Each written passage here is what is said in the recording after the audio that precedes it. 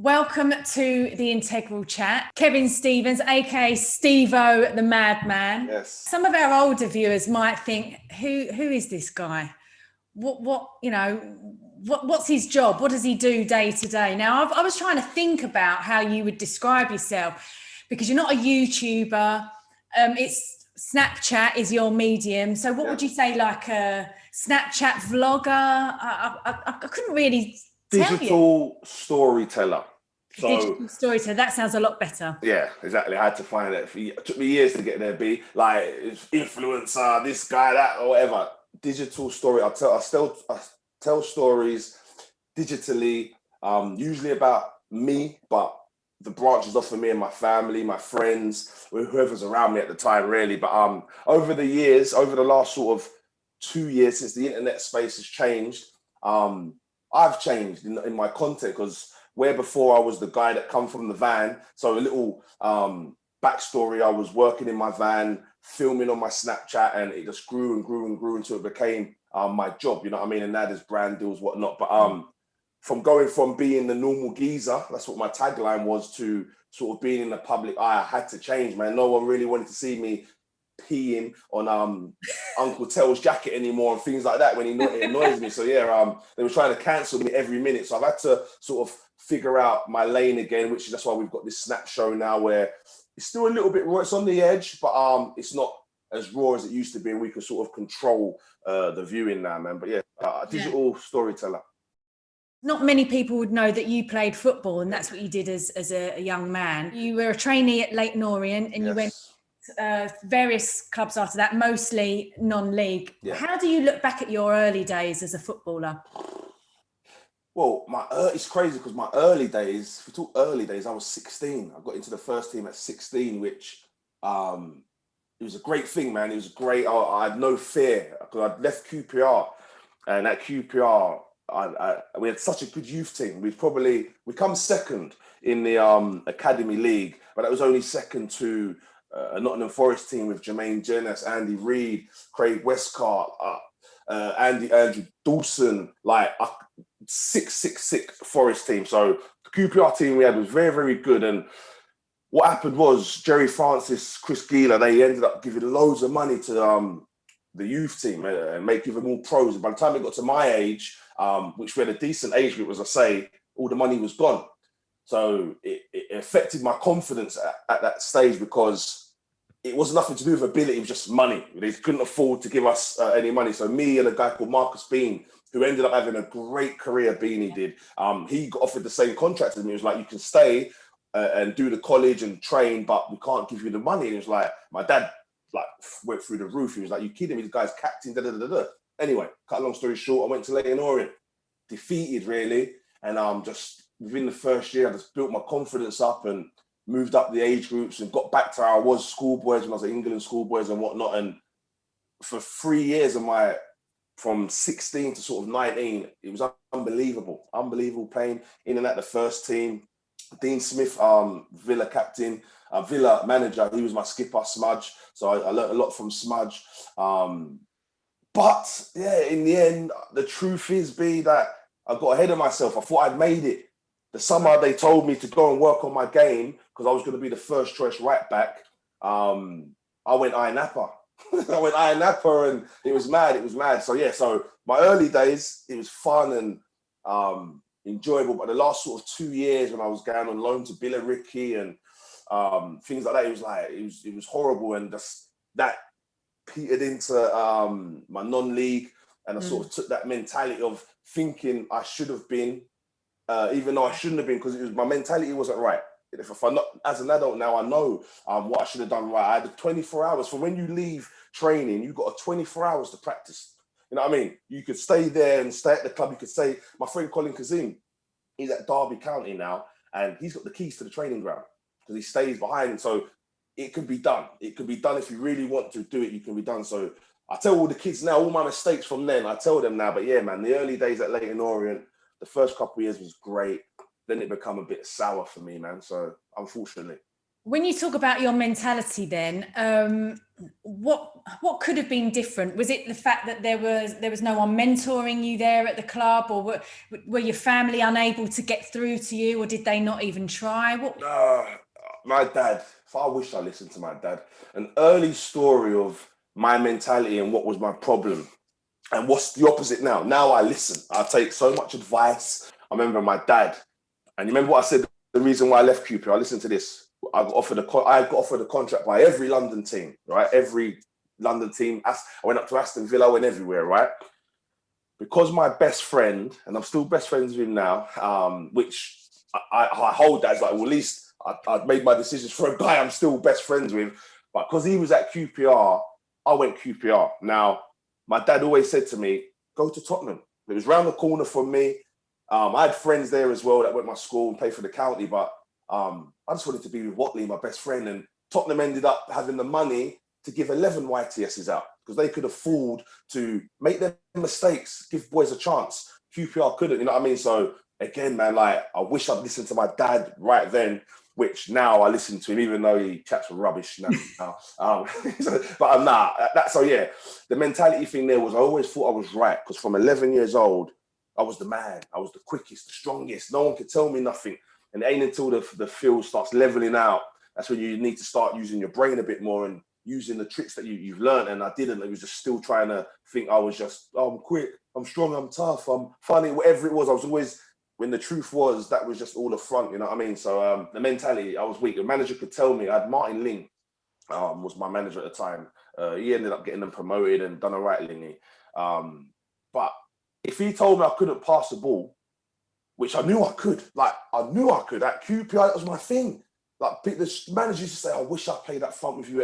I used to hit the front man every time into his chest, every time. Or I'd split it into his feet every time. I went to Leyton Orient, and it was a lot more just hit the channel. So I'm trying to find people when people are trying to hit channels. So again, mentality, if I would have known this now, I'd have known, hang on, that's not my fault. It's just the way I've been taught. I need to adapt to the lower levels, you know what I mean? Like, I'm going up to a striker and I'm holding him, sending him back into the midfield, when in the third division, you just got to get right up and take him out. You know what I mean? And I'm just sending them back, but there's no midfielder sweeper. So all of this, I didn't know back then. And nobody told you how to adapt your game? No, because unless they really care, they're not going to take you and tell you those things. They probably would have been telling players they cared about, that the extras. But then again, that's when I need a mentor. I need to find someone that, like, my dad was working 7 days a week, bless him. You know what I mean? So, and plus at that time, my little brother was in hospital, and every other little spare minute he had, he's at Great Ormond Street. So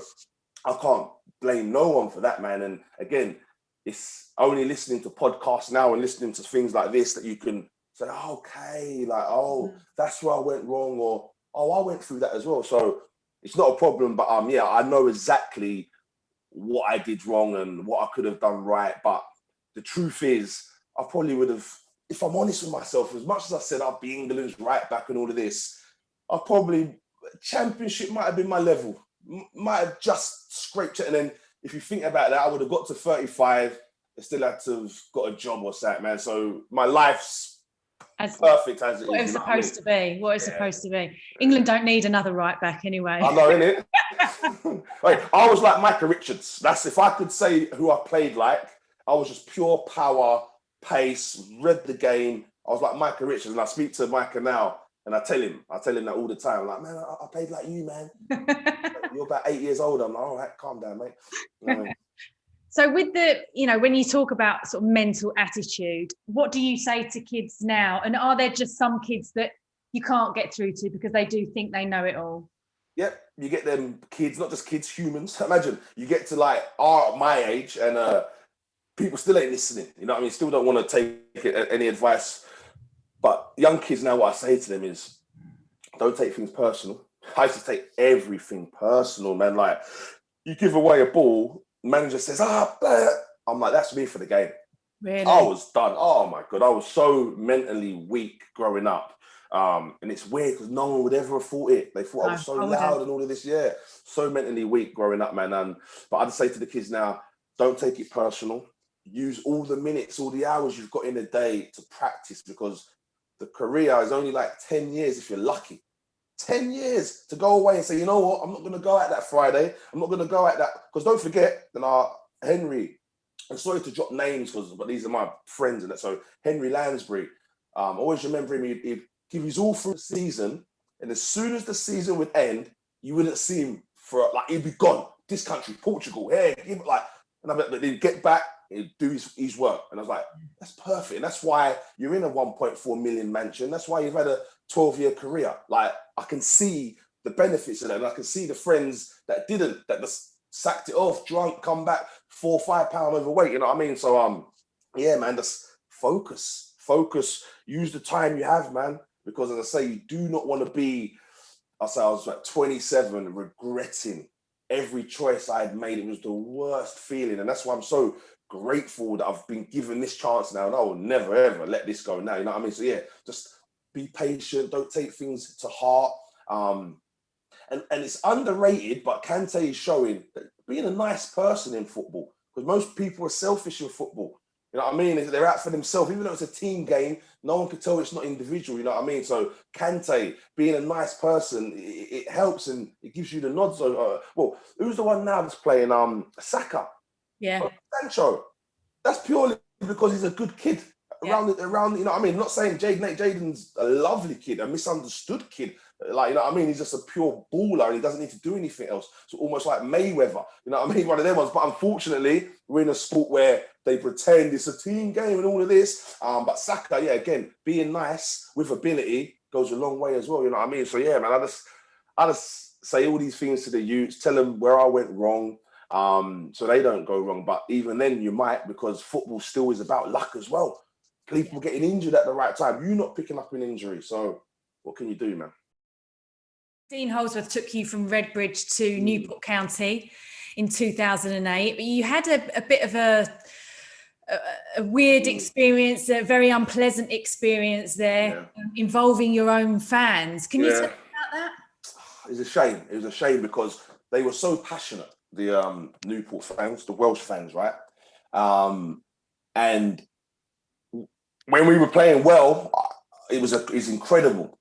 But what happened was Dean got the job and he brought a few players from higher. We got Danny Rose straight from United to Newport County. So and then you got me, who's literally, it was my last string. And I was just so grateful that Holdsworth took me up the levels, you know what I mean? So I've done well at Redbridge with him. And he, again, I was just a good guy to him and we're still pals now, you know what I mean? But so once we had all that money that was getting spent, for the likes of well, not me, by the way, the likes of the Roses and these other people, the crowd started getting the ump and it all come to, I think, fruition when we played against Bath City. They had Stuart Douglas up top and he absolutely run me ragged. He run me ragged. I think I give away a penalty.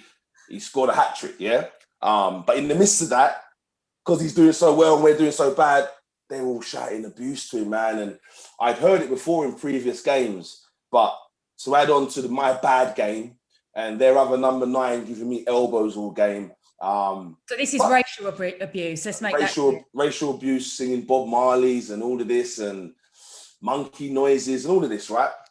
And it's not all the fans, Most of the fans loved me, called me Rhino, and I battled for them and they sang my name, you know what I mean? But as always in football, a small proportion. But the thing, what made it worse is that at the time, as I say, it wasn't going too well. And I thought Dean was leaving to go to a different club. And I thought I was going to go with him. So it was almost like, I said, instead of trying to rectify it, speak to the fans and sort it out, I said, you know what, forget it. So it just got left without actually dealing with it. So I thought I was going. I didn't end up going. Dean ended up staying and winning the league.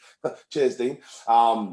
Whatever, it happens, innit? But yeah, now I look back on that and it's a shame because I loved Newport County. I love passionate football fans.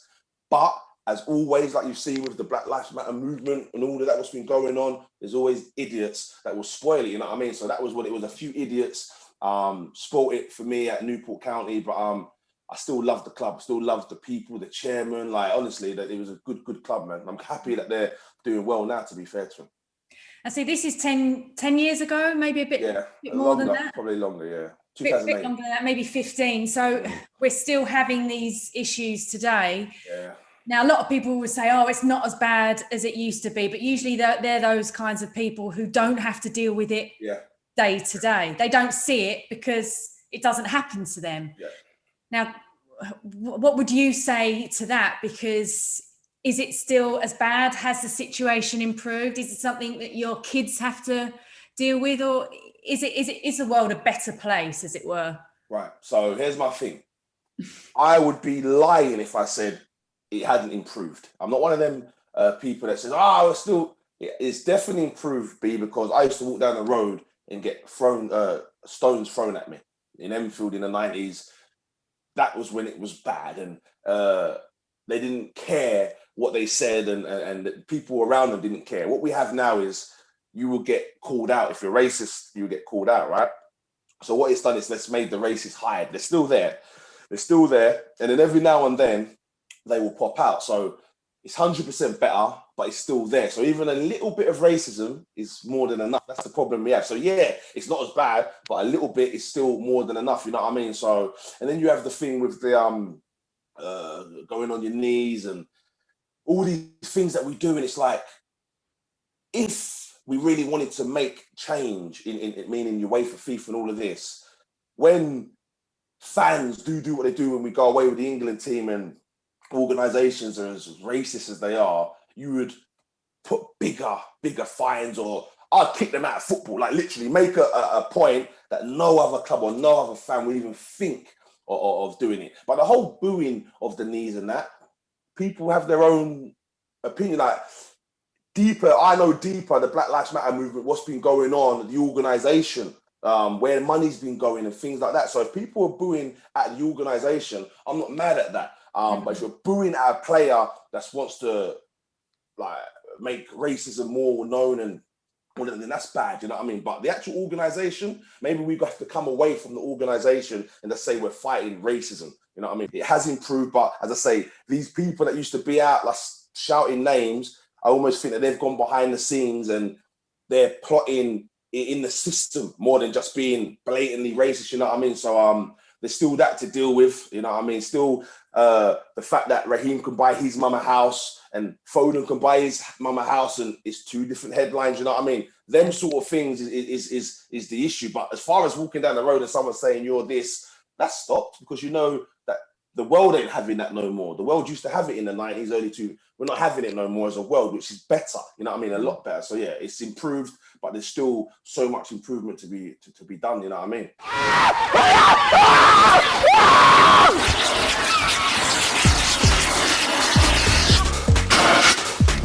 What are you thinking for dinner today, guys? Oh, Jesus, that frigging thing. Every time I walk past that thing, keeps making me jump. I know. Why did he even get it? I told him that weren't even going up on the wall. It's cringe. So let's delve into your digital content creator life, viral sensation oftentimes, which has taken you to a whole new level. I mean, you've been on Come Dine With Me, Coach Trip, you've been on Big Nasty's show, you know, presenting for JD Sports, all sorts of different avenues it's opened up for you. And it literally just started, you in a van, chatting away. Rubbish. Yeah, chatting rubbish. Call it what it is. Honestly. Chatting shit. Yeah. All right, we can swear a bit. All right, yeah, chatting a load of shit. But I'm grateful, man. Like it's a life change for me. And I remember when I worked with you, man. I say I grew up. That's wrong. I didn't grow up watching you, but I watched you from the van. No, it's not growing up, but you know what I mean. For years, I watched you, man, and watched you be a pioneer of what you're doing. You see all women now on the TV, they're talking and everything. But I remember when you first started, I remember the abuse you used to get and whatnot, and still do, to be honest with you. You know what I mean? All the women do. But I remember that. So when I got to work with you, I'm like, nah, this life's changing now, man. Like, and then the West Ham player. So for me, every job I still get, I'm still like, this is mental. That person, I done a job last week with Shane Ritchie. Wow. Bruv, imagine.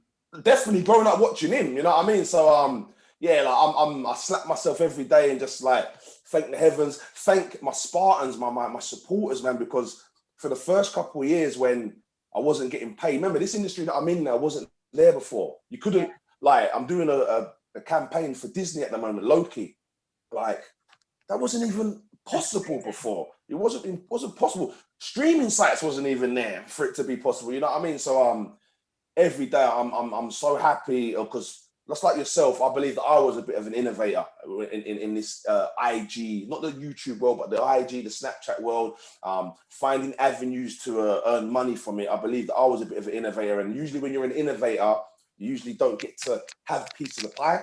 So again, I'm just so happy that I'm still clawing in with these young kids and still making people happy. You know what I mean? So yeah, I'm buzzing, but still loads more to do, man, because my whole plan was to get a TV show, and we kind of landed that. We got the pilot with the BBC, and I dipped my toe into that world, and it's like, what the hell, man? Why am I going to come over here and do 16 hours and get nothing pretty much? Like, when I can come over here, put that same 16 hours into the internet, and it's much more beneficial, you know what I mean? I know in the long run, the TV game, and there's money there, and on the back end, all of this, but that would mean me maybe pimping out my family a bit more. Already they were talking about, oh, don't worry, you don't get money, but you get a campaign with OK and this. I don't want to be on there, man. I just want to be a normal geezer, bro. Like, if we film ourselves being us, and you know what I mean? So there's still decisions to be made, but I'm buzzing, and I'm happy as you can hear, man.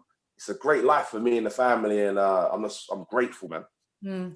It's difficult as well you weren't just lucky because you obviously have a talent for what you do and you are funny. It's brilliant, your Snapchats. But a lot of lower league footballers, when they leave the game, there is nothing for them. They're not prepared for it. Yeah. I mean, between there and where you are now, there must have been some kind of wilderness years.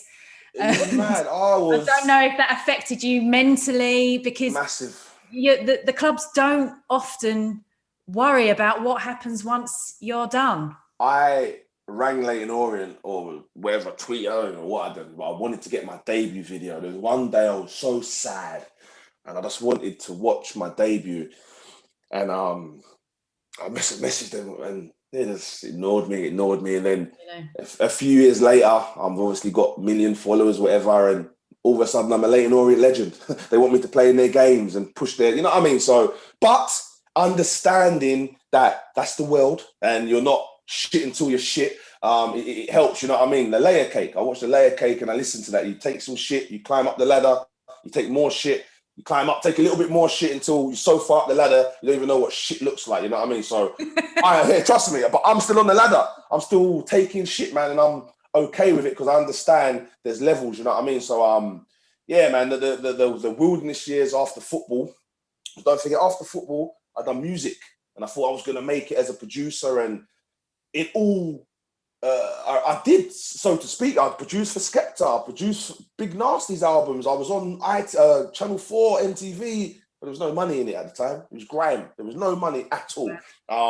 So yeah, then after that, when that was done, and it was like, you know what, okay, what now, man? I think even after the music's when I went to Redbridge and gave it my all, got fit, played under Dean, and that was it. And then went to Newport, left Newport, went to Boreham Wood, found Ian Allinson, who's godsend, love Ian, he's at St Albans now. And he just let me be me, and he knew about what I was doing on the side. He used to use that so I controlled the dressing room. Trust me, he said, Kev, can I have a word with him? And I was on my militant thing right then. But then snapped my cruciate ligament, and then that was it. And then that's when the wilderness years came, and as I say, that's when I made the call to Orient to get my video just to see. But from that, being in my room on my own, because I used to, so you close the door and you go into my room, and I was a snap star. The world and everyone loved me, and I couldn't do no wrong. You go back out the room, Emma's telling me, take bins out, you're going to get yourself a job. Like, oh, you know what I mean? So it was too contrasting, and I just remember that. Yeah, it was just Kev. And then, but in this room, I was superstar until a couple of years. It's like, okay, how long can you be the superstar? You got to get money from this, and then you start worrying. And then Emma's telling you, like, what is it? Because we didn't know what it was at the time. You know what I mean? So them years there was tough, but we stuck at it, and yeah, man, I didn't look back. But yeah, I definitely can. I said to myself, like, the reasons why football never made it was because of me. And once I had admitted that and owned it, it was pretty easy. People say to me now, do you miss football? not one bit. Because when I played it, I didn't enjoy watching it. I didn't enjoy it. I weren't a fan, you know what I mean? So now, the more and more I get away from playing, the more and more of a fan, and I'm like one of them dickheads on Twitter now, just winding everyone up, chatting shit. Like, I've become that person. So, and I love it. I love it. So yeah, no. But the Wilderness Time were horrible. I just felt worthless. Like, and I wasn't. It was just someone's opinion. From like, we could have two footballers there, and one person could be saying he's not good. Like, and that's what it is. And when you get older and you understand that, you think, hang on, if I just would have gone to another club and just didn't give up, someone would have liked me because I was a decent baller. You know what I mean? So yeah, I tell kids that as well. Just like, again, it's just because that person doesn't like you. And I always say that, I'll put the comparison like with a footballer that, for instance, Henderson, like, some people would tell you he's rubbish. Yeah. Some people would tell you he's unbelievable. I know.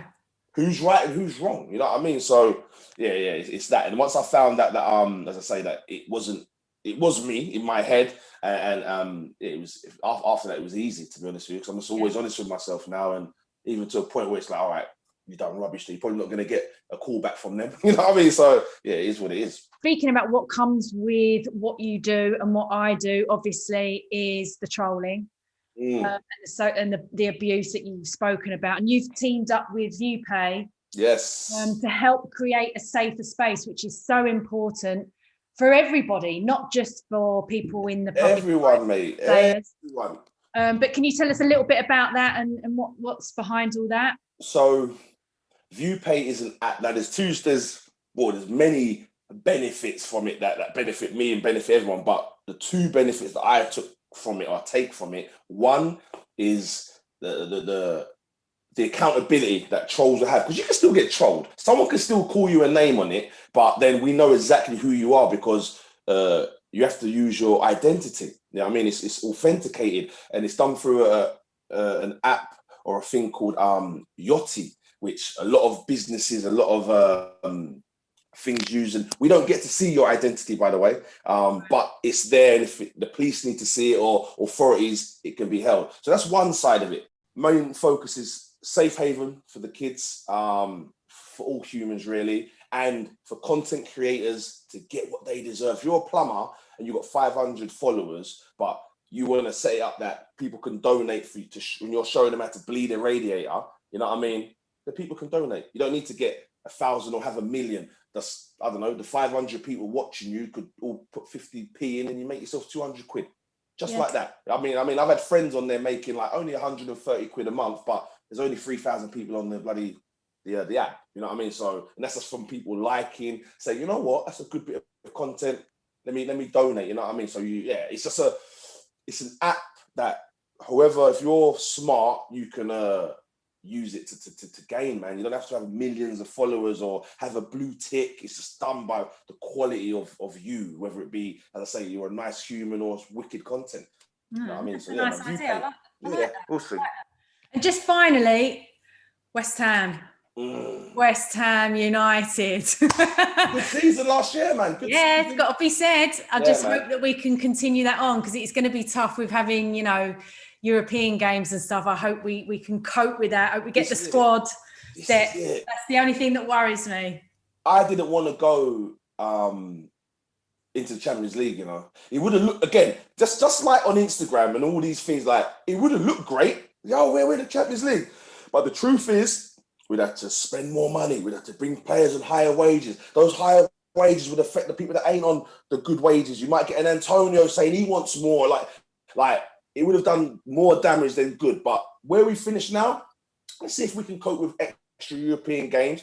Bring in a couple more players with higher wage, not too high. You know what I mean? Because it's probably going to be around the same similar players that we've brought in, like the Bodens, that sort of wage, I'd like to think. But yeah, man, where further can we go? I'll be happy again with a 7th, 6th finish. If we can consistently finish there, man, and just say that, okay, this is what we are, nick a couple points off the bigger clubs, I'll be more than happy. And then say, you know what, okay, now we've shown that this is us, let's go for it and go forward. But to go straight away, I've been there before a couple of years ago with Slav. Remember, we was here. Next year, we're battling the relegation. So it's long.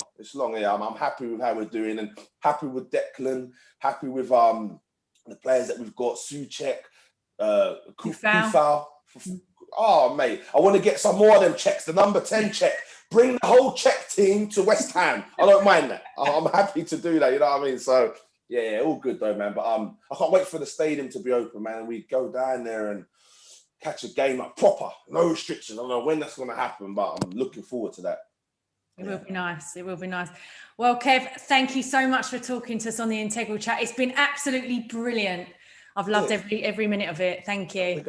Big up you as well, man. B, honestly, pioneer, just an absolute G. What you see is what you get, honestly, man. Happy to have met you, mate. Happy to have met you. And people don't probably know you come and you support me at my restaurant, and you know that's a G all around, man. So I wish you the best with this and everything, mate. And with the build of the house as well. Thank you. No worries, man.